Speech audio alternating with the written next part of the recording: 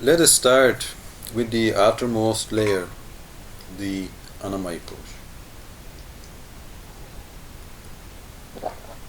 the physical body, the food body, the body made entirely out of the food that we eat, the body that also just becomes food for worms or fire after it dies, the body composed of matter, which is a form of condensed energy. Nothing to do with us in a way, but still a fantastic tool. I mean, scientists say that they already understand a lot about it, but scientists haven't even been able to create one single cell organism out of nothing that functions. Not even a little virus, which is really made out of just one DNA molecule. So the body is still an incredible tool. How it moves, everything it does, automatically and non-automatically. It is just an amazing tool. But of course, at the same time, while being, a wonderful temple to live in, a wonderful gift, it is also just a bag of meat and bones and tissues and organs and other dirt. I mean, nobody likes to see a person who is cut open, see the inside. We don't like to see. It's dirty, it's ugly, so that is also a little truth about the body. And this dirt, of course, is no real dirt in the sense. It is just composed of 5 elements, and these 5 elements we also find in the universe around us, and they are great. They are again very great things out of which this universe is made. And we have earth, water, fire, air, and the last one called Akash, or ether, or space, which is not so much found in Western alchemy since the Middle Ages, but which was there, for example, also in Greek philosophy, and which just comes from the same source of understanding of the universe as being composed of 5 elements. And of course, Western science will say, oh, this is such an old-fashioned way to look at it, because now we have the table of Mendeleev with, 140 or something different elements based on their atomic structure. And of course, that also is a knowledge which is interesting if you want to do chemistry. But the understanding of the 5 elements is quite important to understand our Annamayi kosha. It is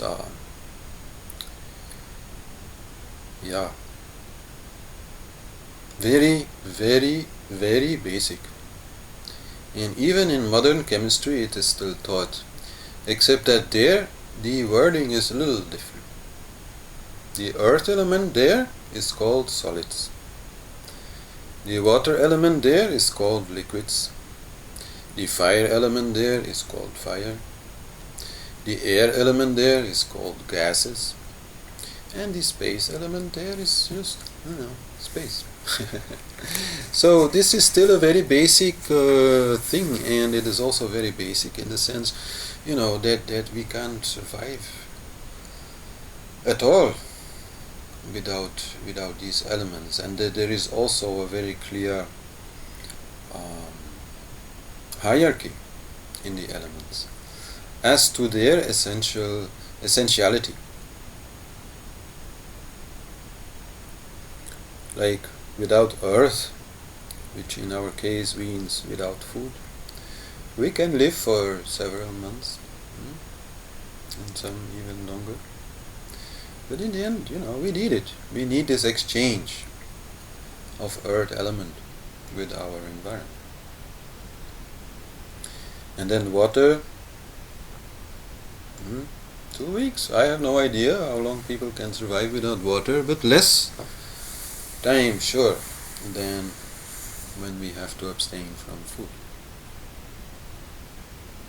And then the fire element, of course, this is very, very essential.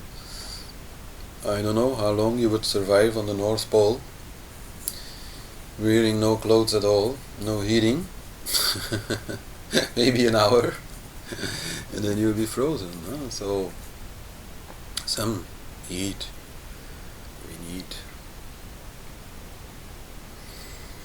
And then the air element, yeah, some people can hold the breath for many minutes. Huh?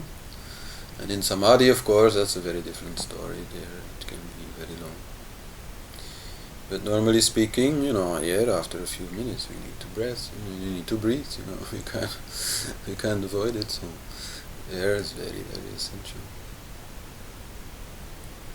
And then space. Well, space. If there's no space, everything is gone. We need space. That's the least we need. And space is in a way a very subtle element. And it should not be regarded just as empty space, which is usually what we understand when we hear the word space. We think of empty space. But the truth is that empty space does not exist.